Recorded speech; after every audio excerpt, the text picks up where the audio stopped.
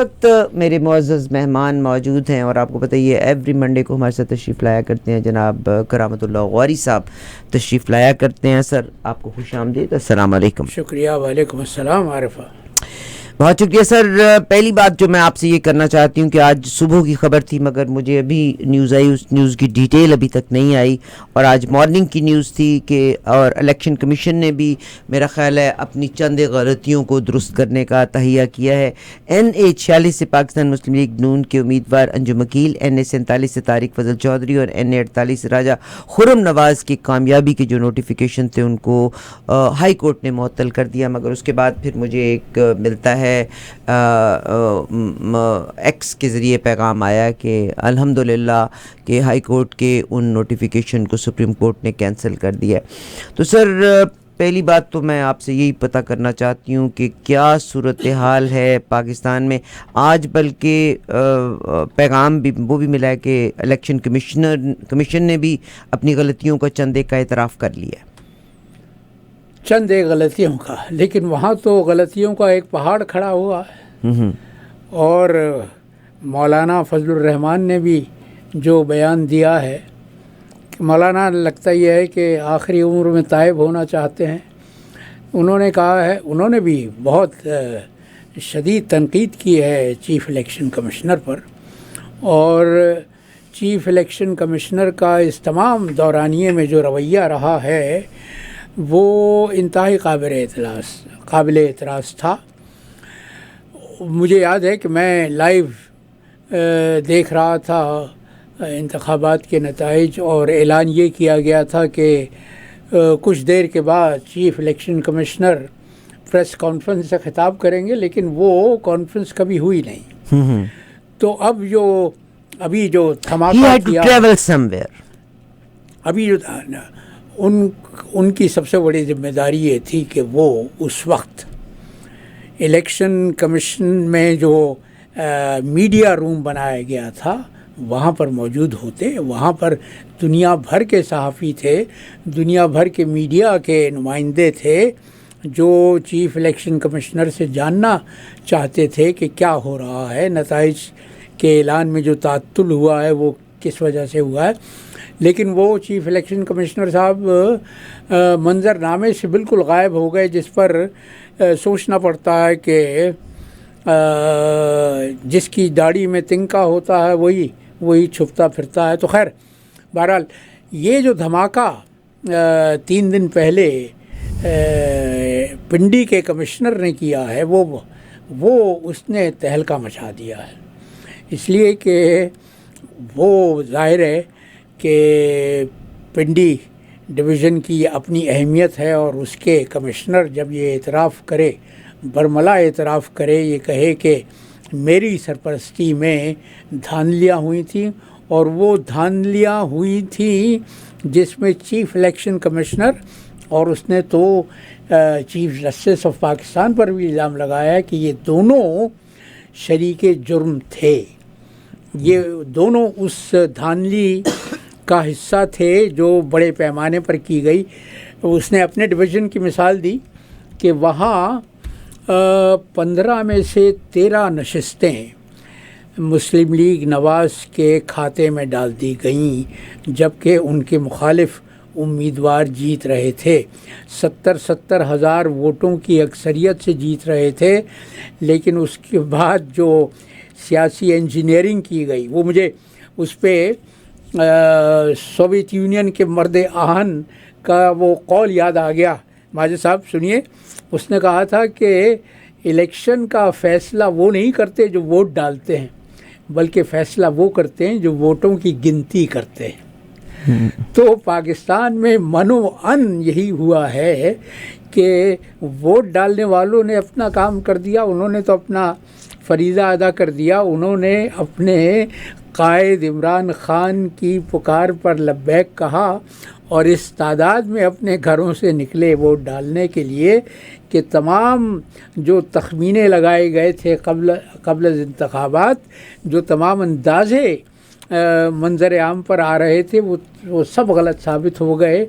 اور مبصرین کو کہنا پڑا کہ پاکستان کی تاریخ میں کبھی اتنی تعداد میں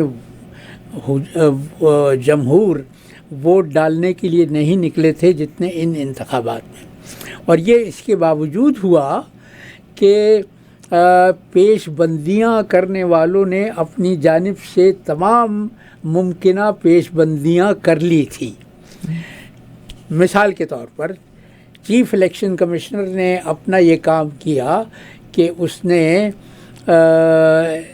تحریک انصاف کے جو انٹرا پارٹی الیکشن تھے ان پر اعتراضات اٹھائے، اور کسی پارٹی کے انٹرا پارٹی انتخابات پر کوئی اعتراض نہیں تھا، جبکہ یہ پیپلز پارٹی اور نواز لیگ خاص طور پہ موروثی خاندانی جماعتیں ہیں جن میں تمام عہدے خاندان کے افراد کے پاس ہی رہتے ہیں، جس پر مجھے جمیل الدین علی کا وہ شعر آ جاتا ہے کہ تہ میں بھی ہے حال وہی جو تہ کے اوپر حال، مچھلی بچ کر جائے کہاں جب جل ہی سارا جال. تو چت بھی میری اور پٹ بھی میری کہ جو عہدہ ہے، جو بھی اہم عہدہ ہے وہ خاندان کے کسی فرد کے پاس رہتا ہے. لیکن چیف الیکشن کمشنر کو ان جماعتوں پر کوئی اعتراض نہیں تھا. تحریک انصاف نے 2 بار انتخابات کروائے، انٹرا پارٹی الیکشن کروائے، لیکن دونوں بار چیف الیکشن کمشنر کو اعتراض ہوا. انہوں نے فیصلہ دیا کہ یہ انتخابات کالعدم ہیں، لہٰذا تحریک انصاف پارٹی کی حیثیت میں انتخابات لڑنے کی نااہل ہو گئی ہے. اس کے خلاف تحریک انصاف نے پشاور ہائی کورٹ میں اپیل کی، اور پشاور ہائی کورٹ نے یہ تو ہم نے بڑا کور کیا ہوا ہے عام ریزلٹس کے بعد پھر فائز صاحب نے اپنا چمتکار دکھایا کہ انہوں نے تحریک انصاف سے اس کا انتخابی نشان چھین لیا. تو یہ ساری پیش بندیاں کر دی گئی تھی، لیکن اس کے باوجود تحریک انصاف کے حامیوں نے ہار نہیں مانی. وہ اپنے گھروں سے نکلے اور بھرپور انداز میں تحریک انصاف کے حمایتی آزاد امیدواروں کے حق میں ووٹ دیا. بہت شکریہ جناب کرامت اللہ قاری صاحب. میں نے قمرالزمان کائرہ صاحب سے بات کی تھی، اور مطلب کسی کے بھی کردار کو اچھالا جا سکتا ہے، بٹ آئی تھنک سو جتنی میری بات ہوئی بندہ مجھے لگا جیسے سچ بولنے والا ہے. انہوں نے ایک لفظ کہا تھا کہ جب آپ کے عوام، اگر میں جلسے پہ بلاتا ہوں تو 10 لوگ آ جائیں گے، 100 آ جائیں گے، بلاول آ کے کھڑے ہو جائیں تو شہر کا مجمع لگ جاتا ہے. آج بھی اگر آپ دیکھ لیں تو بہت سے لوگ مسلم لیگ نون کی بھی حمایت کر رہے ہیں. ہمیں تھوڑا سا ایک دوسرے کا احترام، میرا خیال اس الیکشن نے ایک ریت توڑی ضرور ہے. پچھلے الیکشنز میں قتل و غارت نظر آیا کرتی تھی. ایز اے ہول لوگوں نے ووٹ، زیادہ لوگوں نے آ کے ڈالا، صبر و تحمل کا مظاہرہ بھی کیا. بعد میں اداروں کے لوگوں نے مار کٹاس ضرور کی، مگر لوگوں نے ریونج لینے کا طریقہ جو اختیار کیا وہ بڑا مناسب ہے، انتہائی مناسب تھا. اور وہ جمہوری معاشرے میں یہی ہونا چاہیے. اس لیے کہ عوام کے پاس کیا ہوتا، ان کے پاس ڈنڈا تو نہیں ہوتا، ان کے ہاتھ میں طاقت تو نہیں ہوتی، ان کے پاس صرف ان کا ووٹ ہوتا ہے. اور ایک صحیح جمہوری معاشرے میں اسی ہتھیار کو جمہور عوام مؤثر طریقے سے استعمال کرتے ہیں. تو پاکستان کے جمہور نے اپنے باشعور ہونے کا ثبوت تو دے دیا، بھرپور ثبوت دیا. کوئی ہنگامہ نہیں ہوا، کوئی قتل و خونریزی نہیں ہوئی، کچھ نہیں ہوا. لیکن اس کے بعد اداروں نے جو کام کیا، اصل قابل اعتراض کام تو وہ ہے کہ عوام کے منشور پر ڈاکہ ڈالا گیا، اور جس بے شرمی سے ڈاکہ ڈالا گیا اس کو دنیا نے اپنی آنکھوں سے دیکھا، اور دنیا بھر کے نیوز میڈیا نے اس کے بارے میں جو اعتراضات کیے ہیں، جو تبصرے کیے ہیں، واجد صاحب وہ پڑھنے کے قابل ہیں.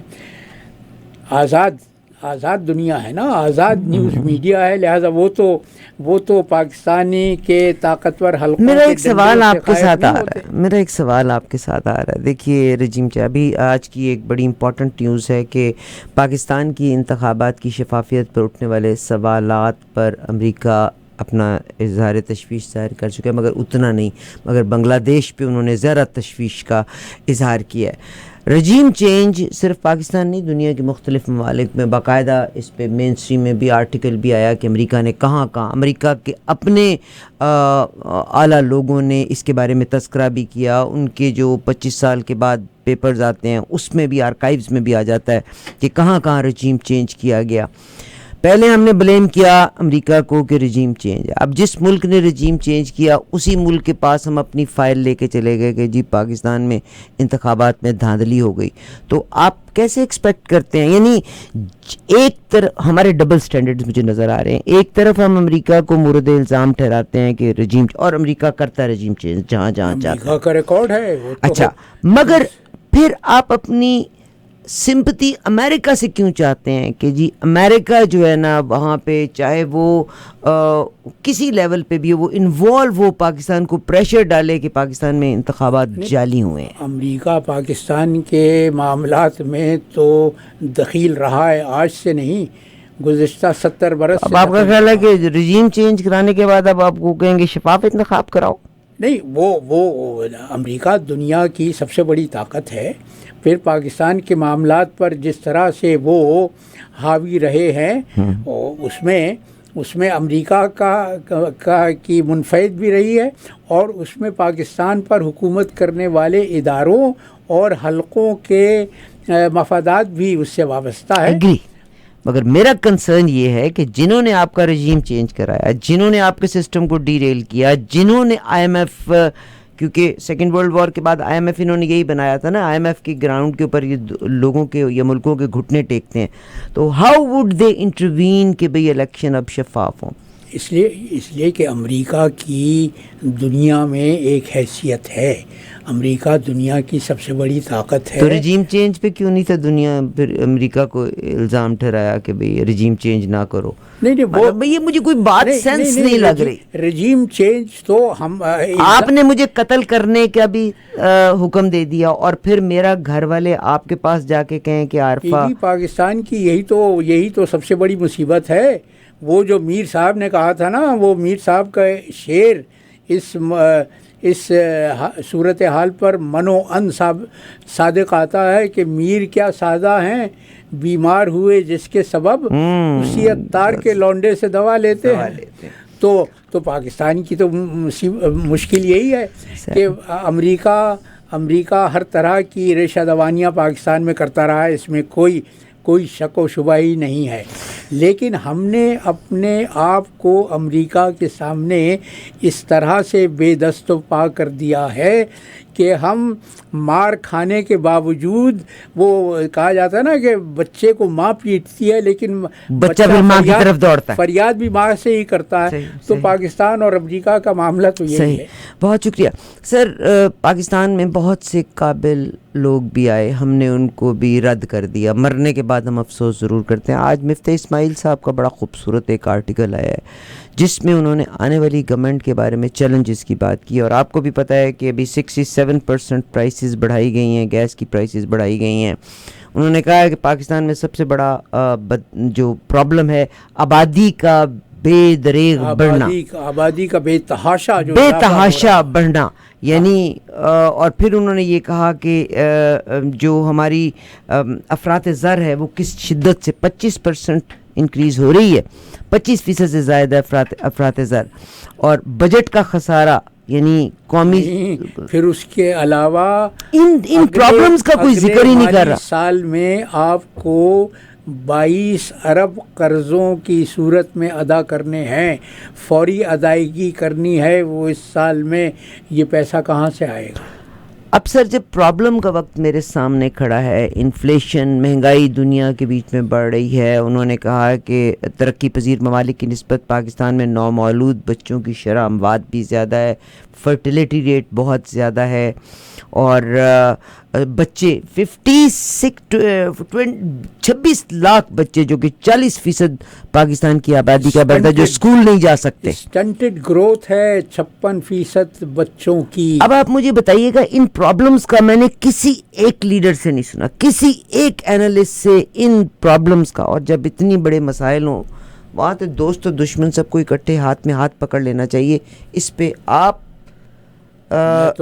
میں تو کل پوزیشن میں رہ چکے ہیں. کل ہی شام کو ایک ٹیلی ویژن چینل میرا پروگرام کر رہی تھی اور انہوں نے مجھ سے سوال کیا کہ آپ کس طرح سے مسائل کا حل دیکھتے ہیں. میں نے کہا کہ اس وقت سب سے زیادہ ضرورت یہ ہے، اس لیے کہ لوہا گرم ہے اور لوہا جب گرم ہو تو اسی وقت چوٹ لگانی چاہیے. عوام بیدار ہو چکے ہیں. دیکھو عمران کا یہی کارنامہ میں کہتا ہوں سب سے بڑا یہ ہے کہ اس نے عوام کے ان طبقات میں سیاسی شعور اور سیاسی بیداری پیدا کر دی جو پہلے سیاست سے بیزار تھے.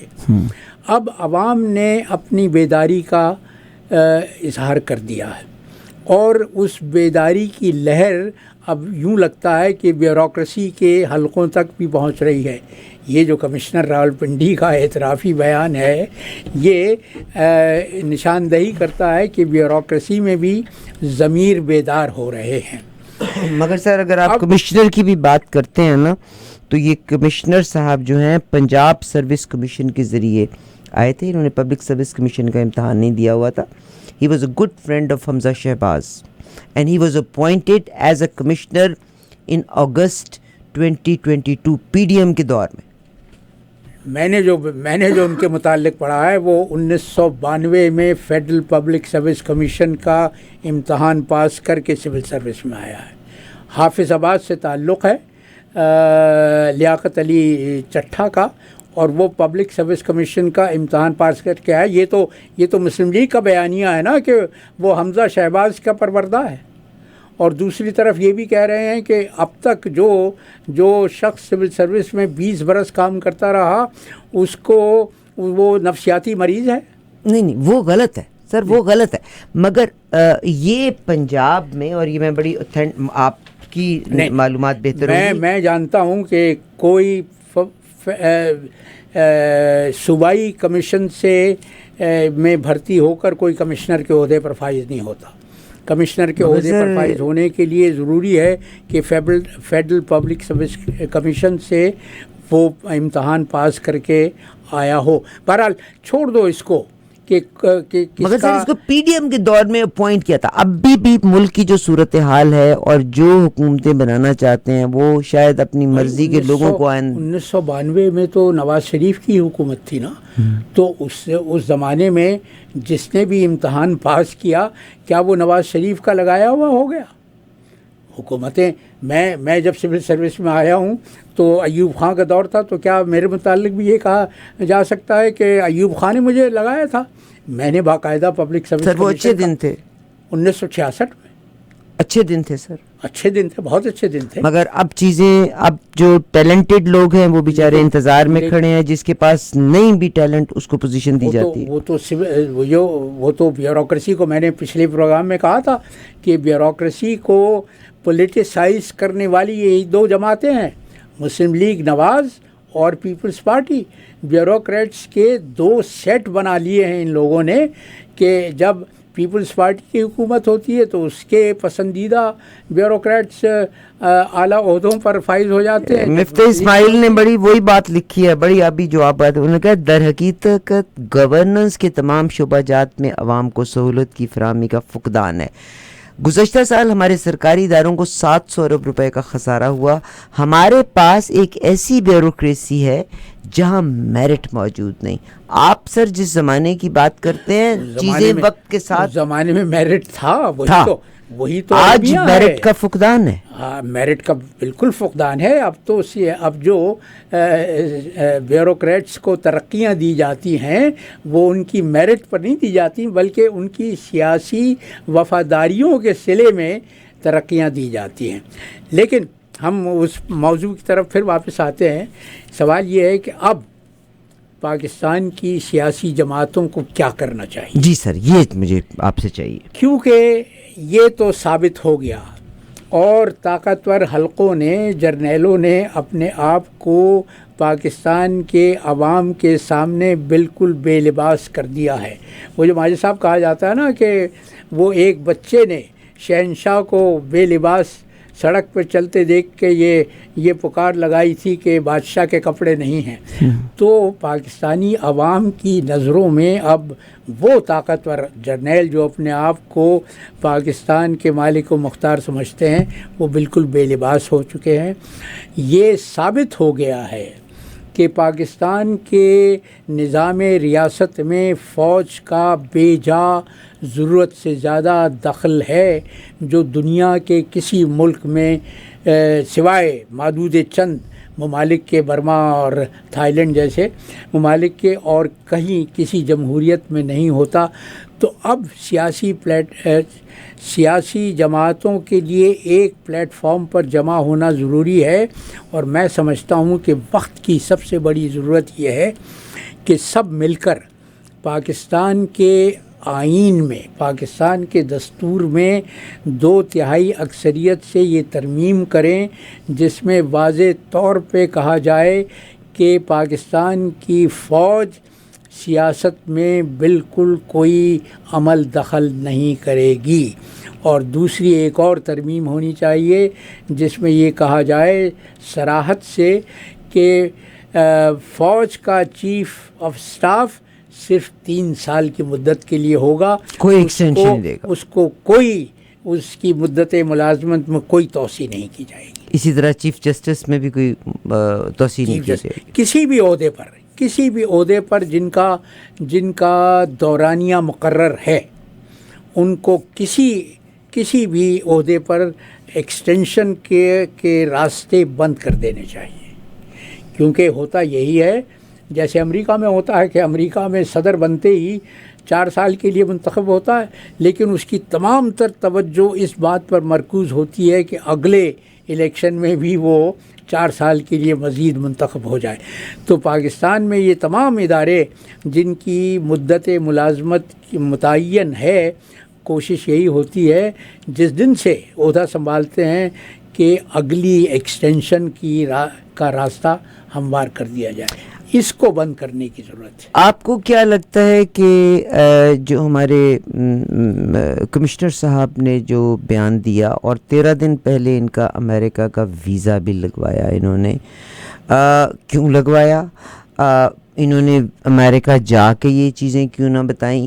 آپ کو کیا لگتا ہے کہ شاید یہ، اور کمشنر کا عہدہ ایسا ہے، آپ ان جگہوں پہ رہے ہوئے ہیں، اس پوزیشن کے اوپر صرف چند ادارے ہی نہیں، میرا خیال ہے ISI کا اپروول بھی اس پوزیشن کے لیے چاہیے ہوتا ہے، وہ بھی سکین کرتے ضرور ہیں، انٹیلیجنس بیورو اور ISI بھی کرتا ہے، ٹھیک ہے؟ ISI تو اب ہر جگہ پہ دخیل ہے۔ اچھا، نہیں مطلب یہ ریکوائرمنٹ ہے، ہمارے مگر خارجہ میں بھی یہی ہوتا ہے۔ مگر اب میرا سوال آپ سے یہ ہے کہ اتنا بڑی چیز مطلب پنڈورا باکس یہ کھل گیا، آپ مجھے یہ بتائیے گا کہیں ایسا تو نہیں ہوگا کہ تمام کے تمام الیکشن کالعدم قرار دے دیے جائیں گے، اور یہ جو PDM کی گورنمنٹ جو اس وقت گورنمنٹ بنی ہے، جو کہ کچھ دن کے لیے بنی تھی اور اس گورنمنٹ نے اب ہینڈ اوور کرنا تھا، یہی آگے کیری آن کرے اگلے 2 سال کے لیے؟ اس خدشے کا اظہار بہت سے مبصرین نے کیا ہے۔ اچھا، اور مجھے بھی یہ لگتا ہے کہ اب جو سیاست کی جو بساط بچھائی گئی ہے اس پر جو مہرے بٹھانے کی کوشش تھی وہ کوشش تو ناکام ہوتی ہوئی نظر آ رہی ہے، اور الیکشن کالعدم ہو جائیں گے، اس لیے کہ پیپلز پارٹی نے انکار کر دیا کہ نواز لیگ کے ساتھ کوئی تعاون نہیں کرے گی۔ وہ یہ چاہتے ہیں کہ کیک کی اوپر کی کریم تو ساری ان کے پاس چلی جائے، لیکن کیک سے جو منہ خراب ہوتا ہے وہ ان کا نہ ہو. وہ یہ چاہتے تھے کہ صدارت بھی پیپلز پارٹی کے صدر کو مل جائے اور مختلف وہ اسپیکر بھی ان کا ہو جائے, ڈپٹی اسپیکر بھی ان کا ہو جائے, سینٹ کا چیئرمین بھی ان کا ہو جائے, لیکن وہ کابینہ میں شامل ہونے کے لیے تیار نہیں تھے. نواز لیگ ان کی شرکت کے بغیر حکومت نہیں بنا سکتی. پی ٹی آئی اور نواز لیگ کا اتحاد ناممکن ہے. P T I People's Party کے ساتھ بھی شراکت کرنے سے انکاری ہے. تو اس ایسی صورتحال میں صرف ایک طریقہ ممکن ہے, وہ یہ کہ پی ٹی آئی کے آزاد امیدواروں سے جو نشستیں چرائی گئی ہیں, ان کا کہنا تو یہ ہے کہ وہ 2/3 اکثریت سے جیت چکے تھے. وہ 180 نشستیں 266 میں سے جیت چکے تھے. لہذا اگر ان کو ان کی تمام نشستیں واپس لوٹا دی جائیں تو وہ اپنے طور پر حکومت بنا سکتے ہیں, لیکن یہ ہوتا ہوا مجھے نظر نہیں آ رہا. اب جو ہمارے بازیگر ہیں, نقشہ جمانے والے ہیں, وہ ان کا پلان بی یا پلان سی روبہ عمل آنے والا ہے, اور مجھے لگتا یہی ہے کہ فائز عیسیٰ کے تعاون سے ان الیکشن کو کالعدم قرار دے دیا جائے گا, اور اس کے بعد عسکری قیادت اپنی پسند کے لوگوں کو 2-3 سال کے لیے بٹھا دے گی. انہی کی پسند کے لوگ, کاکڑ صاحب انہی کی, انوار اللہ کاکڑ, یہی لوگ ہی بیٹھے ہیں. کاکڑ کے وہ تو بھائی ہیں, وہ تو جو فوج کے سربراہ رہے تھے عبدالوحید کاکڑ, ان کے بھائی ہیں. تو بہرحال وہ بھانمتی کا ایک اور کنبہ جوڑ دیں گے اور اس کو پاکستان پر مسلط کر دیں گے. اب فیصلہ اصل میں جو کرنا ہے وہ عوام کی عدالت کو کرنا ہے. عدالت عالیہ سے یا ہائی کورٹ سے کوئی توقع رکھی نہیں جا سکتی, اس لیے کہ یہ عدالتیں بے ضمیروں سے بھری ہوئی ہیں, ان سے کوئی ضمیر کا کام ہوتا نظر نہیں آتا. آخری فیصلہ عوام کو ہی کرنا ہوگا کہ وہ اس منصوبے کو کامیاب ہونے دیتے ہیں یا اپنے منشور کو منوانے کی طاقت رکھتے ہیں. اور دنیا میں ہر جگہ جمہوریت وہیں پر پائیدار ہوئی ہے جہاں پر جمہور نے اپنے حق کو, اپنے استحقاق کو استعمال کیا ہو. پاکستان کے عوام آج تک وہ سب کچھ نگلتے رہے ہیں جو ان کے حلق میں ڈالا گیا ہے, لیکن اب جو بیداری کی لہر آئی ہے اس سے توقع یہ رکھنی چاہیے کہ پاکستان کے عوام اب اس کڑوی گولی کو نگلنے کے لیے تیار نہیں ہوں گے جو ان کے حلق میں ڈالنے کا منصوبہ بنایا جا رہا ہے. بہت شکریہ. تو خیال کیا جاتا ہے کہ شاید یہی والی اگر الیکشن, کیونکہ پاکستان متحمل تو ہے نہیں الیکشن کروانے کا, اور آگے یہاں پر سب اگر آپ آئی ایم ایف کے بارے میں تھوڑا سا ذکر کریں تو آئی ایم ایف نے جب پاکستان کو لاسٹ قسط دی تھی تو انہوں نے خاص طور پہ عمران خان صاحب سے, بیکاز دے وانٹیڈ کہ جمہوری عمل, یعنی آپ امیجن کیجئے گا کہ امریکہ کی واٹ اے ڈیول پالیسی امریکہ ہیز, آپ کیسے کاؤنٹ کر سکتے ہیں. تو انہوں نے گارنٹی لی تھی کہ گورنمنٹ ہی آئے گی. تو اب آئی ایم ایف کی قسط بھی سر پہ کھڑی ہے, ملک بھی آپ کا خسارے میں چل رہا ہے. تو آپ کو کیا لگتا ہے کہ آئی ایم ایف اس سینیریو میں اگلی قسط دے گا؟ اپریل میں جو پیکیج آنے والا تھا اس پر تو اب بہت بڑا سوالیہ نشان بن گیا ہے. آئی ایم ایف کا بنیادی تقاضا یہ ہوگا کہ ملک میں سیاسی استحکام تو ہے نہیں, تو وہ کیسے ایسی حکومت کو کوئی پیکیج دینے پر آمادہ ہو سکتے ہیں جس کو عوام کی تائید اور حمایت حاصل نہیں ہوگی.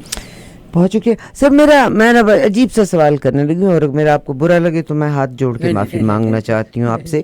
سر آپ صرف ایک ہی ادارے کو مورد الزام ٹھہراتے ہیں کہ جی, اور مجھے پتہ ہے میری بات بہت سے لوگوں کو اچھی نہیں لگے گی, مگر اگر آپ تھوڑا تاریخ کے جھروکے میں چلے جائیں تو جنرل چشتی صاحب نے اپنی کتاب میں بھی اس بات کو لکھا تھا کہتے ہیں کہ 1955 میں جو یونیفارم جو آرمی آفیسر تھا اس نے کس نے اس کو منسٹر آف ڈیفینس بنایا تھا؟ ایک پولیٹیشین نے. بھٹو صاحب کے زمانے میں ماشاء اللہ لگتا ہے. اور کہتے ہیں کہ جو آپ کی کیبنٹ کی میٹنگز ہوا کرتی ہوتی تھی وہاں پر بھٹو صاحب کے کہنے پہ جو مارشل لا آفیسر تھا had to be present their.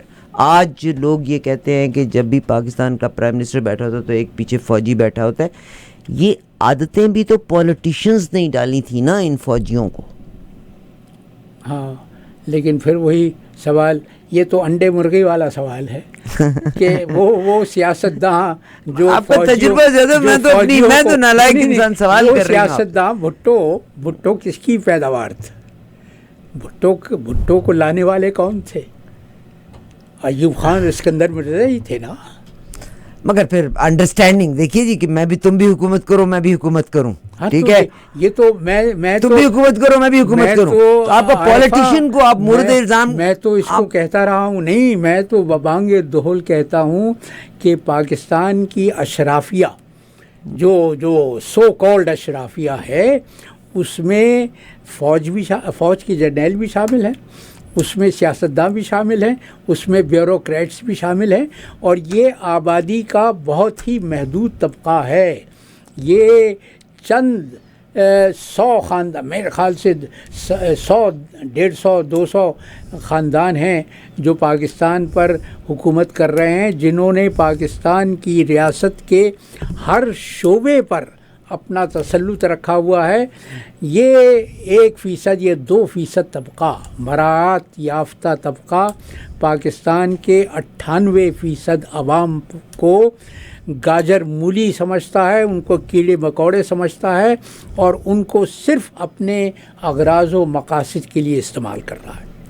آپ کا تجربہ بہت ہے اور خدا کی قسم میں ایوری ٹائم آپ سے بہت سیکھتی ہوں, مگر کیونکہ میں آرٹیکلس کو جب پڑھتی ہوں سر, نارتھ امریکہ کا بھی تو المیہ یہ ہے نا کہ 1% people rule 99% of the community. یہاں پر بھی 1% امیر ہے جو کہ 99% معیشت پر. لیکن عارفہ, ان معاشروں میں اور ہمارے پاکستان کے معاشرے میں یہی تو فرق ہے کہ یہاں پر عوام کے حقوق پر کوئی ڈاکہ نہیں ڈالتا. سر یہاں معاشروں میں امیر آدمی, میں کل کا ایک سٹیٹس دیکھ رہی تھی, پرسوں کا سیٹرڈے کا ایک سٹیٹسٹکس دیکھ رہی تھی, جس میں یہاں پر جو امیر لوگ ہیں, چاہے وہ ہاسپٹلز ہیں, چاہے وہ یونیورسٹیز ہیں, چاہے وہ کالجز ہیں, خطیر رقم ڈونیٹ کرتے ہیں. پاکستان میں بیٹھے ہوئے جیسے ہم یہاں پہ ہیں تو لوگ سمجھتے ہیں پتہ نہیں ڈالرز درختوں پہ لگتے ہوں گے, مگر وہاں پر امیر آدمی اس طرح سے غریب کا حساب کرتا بھی ہے یا کیا؟ نہیں, غریب پاکستان میں بہت فلاحی کام ہوتا ہے. پاکستان ان معاشروں میں ہے جہاں سب سے زیادہ خیرات دی جاتی ہے, لیکن حکومتی سطح پر یہ کام نہیں ہوتا. صحیح. دیکھو نا, مغربی معاشروں میں کینیڈا کی مثال ہم اپنے سامنے رکھتے ہیں. کینیڈا اور پاکستان میں بنیادی فرق کیا ہے؟ یہاں بھی امیروں کے پاس دولت کا زیادہ حصہ ہے, وہ ٹیکسز بھی نہیں پے کرتے, وہ غریب آدمی ٹیکس پے کرتا رہتا ہے. 1% people they rule 99% even in the west. لیکن یہاں ٹیکس سب ادا کرتے ہیں, ٹھیک ہے. ٹیکس کے جو قوانین ہیں ان میں بہت لوپ ہولز ہیں, اور عمرا امیر لوگ اس سے بہت فائدے اٹھاتے ہیں. لیکن دیکھو, thank you very much for telling the truth. یہ بھی تو ہوتا ہے نا. اب تم نے دیکھا ابھی پرسوں ہی ڈونلڈ ٹرمپ کو نیو یارک کی عدالت 364 ملین فائن کیا ہے, اور وہ ہمیشہ کے لیے نیو یارک میں بزنس کرنے سے محروم ہو گیا ہے. تو یہاں تو قانون کی عملداری بھی تو ہے. پاکستان میں تو مشکل یہ ہے. مگر ڈونلڈ ٹرمپ کو بھی ٹف ٹائم اس لیے مل رہا ہے کیونکہ اس وقت کی جو حکومت ہے, جو بائیڈن جو ہیں, آپ کو پتہ ہی ہے پرسنل لیول کے پر بلکہ آج کی ایک نیوز بڑی امپورٹنٹ نیوز ہے جس کو میں آپ کے ساتھ جناب کرامت اللہ واری کے ریفرنس سے شیئر کرنا چاہتی ہوں. And it's a very important news کہ ریپبلکنز میں سے انہوں نے ریزائن کیا ہے, سینئر موسٹ ریپبلکن نے. یہ CNN کی نیوز تھی. Shocked by some of the recent high profile announced their colleagues. انہوں نے یہ کہا ہے کہ چیزیں آپ کو بتائیے کہ ریپبلکنز جو بھی اسپیکر لے کے آتے تھے اس کو ڈسکوالیفائی کر دیا جاتا تھا. اور miserable state of affairs inside the house right now, they also were not exactly surprised. یعنی یہ امریکہ میں بھی کیا نام ہے ریپبلکنز, استعفیٰ دیا ہے؟ میں ابھی آپ کو وہ بھی دیے دیتی ہوں. Powerful committee chair and a rising star, they have signed up to the serious things and we are now doing serious things, said یہ Ken Buck, Republican Ken Buck جو ہے, a conservative who is retiring after his party on the several key issues. اب آپ imagine کیجئے گا اس معاشرے میں blue eyes blonde hairs are suffering the same way. یہ سب ہوتا ہے, میں اس کو مانتا ہوں, تسلیم کرتا ہوں, لیکن عارفہ پاکستان میں اور کینیڈا میں یا ریاستہائے متحدہ امریکہ میں فرق یہ ہے کہ سیاستداں کچھ بھی کھل کھیلتے رہیں, وہ کچھ بھی شطرنج کی بساط پر مورے چلاتے رہیں, میرے حقوق پر آنچ نہیں آتی. میرا جو حفظان صحت کا پیکج ہے وہ اس سے متاثر نہیں ہوتا. آپ ڈاؤن ٹاؤن ٹورنٹو میں نہیں نہ رہتے, آپ کا ٹیکس 9% بڑا نہیں ہے. نہیں وہ ٹھیک ہے, میں مسیساگا میں بھی میں پراپرٹی ٹیکس دیتا ہوں, ٹھیک ہے وہ, اور لیکن ان ٹیکسوں کے سلسلے میں بڑھ گیا نا ڈاؤن ٹاؤن. ہاں ٹھیک ہے بڑھ گیا, لیکن سہولتیں بھی تو بڑھ جاتی ہیں. پاکستان میں تو نہ کوئی ٹیکس دیتا ہے. سہولتیں تو ابھی تک تو کم ہی ہوئی ہیں, آگے لیو بھی اٹھا لیا کرتے تھے, اب تو لیوز بھی نہیں آ کے اٹھاتے. اینی ویز پاکستان کے لیے آپ نے 2 ریفارمز کا ذکر کیا, میرا خیال ہے 3 اور 4 بھی ہونے چاہیے. ایک تو بھٹو صاحب کی طرح 313 موسٹ کرپٹ لوگوں کو فائر ہونا چاہیے. چوتھا, جتنے آپ کے انڈسٹریلسٹ اور یہ جو جاگیردارانہ نظام ہے اس کو ایبالش کیا جانا چاہیے. بھائی میں نے تو پرویز مشرف کو مشورہ دیا تھا جب انہوں نے مجھ سے پوچھا تھا کہ پاکستان کے مسائل کا حل کیا ہے, تو میں نے کہا تھا کہ یہ جو جاگیرداروں کا تسلط, انہوں نے کیا جواب دیا؟ ان جاگیردار خاندانوں کو آپ تا حیات سیاست کے لیے نااہل قرار دے دیں. انہوں نے کہا کہ مشورہ آپ کا بہت اچھا ہے, لیکن میں اسلام آباد واپس جا کے اپنے ساتھیوں سے مشورہ کروں گا, اور میں نے اسی وقت اپنے دل میں یہ سوچ لیا یہ تھا کبھی نہیں کہ ہوگا. اب کچھ نہیں ہوگا. سیاست سے صرف نادخل نہیں ہونا چاہیے. آپ انڈیا کو اگر دیکھتے ہیں تو انہوں نے ایک خاص حد تک زمین جائیداد ان کے پاس رہنے کے بعد باقی مراعات ان سے لے لی تھی, وہ ختم ہونی چاہیے. آپ صرف ایک چیز پہ قطعاً نہیں لگا سکتے. وہ مراعات بھی اندرا گاندھی نے ختم کر دی تھی. That's what it is. وہ مراعات ختم ہونی چاہیے. الیکشن میں حصہ لینا ان کا حق ہے, ضرور لیں, مگر ایک جاگیردارانہ نظام ختم ہونا چاہیے. آپ کے ایکسٹینشنز نہیں ہونی چاہیے. آپ کے جو بھرتیاں ہوتی ہیں وہ باقاعدہ طریقے سے ہونی چاہیے. ہر سطح پر تطہیر کا عمل ہونا چاہیے. بہت شکریہ. صفائی کرنے کی ضرورت ہے, صفایا کرنے کی ضرورت نہیں ہے.